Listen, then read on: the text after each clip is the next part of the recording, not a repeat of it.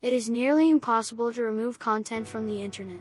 Most people likely assume they can always erase their posts, messages, and personal data from services as they go about their daily lives online.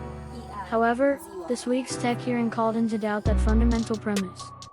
Zatko said in his testimony and whistleblower revelation that Twitter sometimes fails to reliably remove users' data because it has lost track of the data. Twitter has generally refuted Zatko's accusations, stating that is disclosure.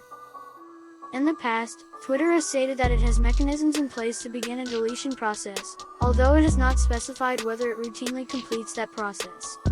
Although Zatko's charges are shocking, Sandra Matz was once again reminded of how frequently stupid we are when it comes to giving our info online.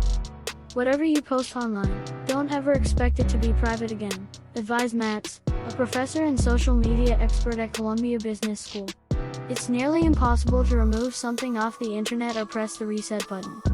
The stakes for having confidence in our ability to delete data and feeling in control of it may have never been higher.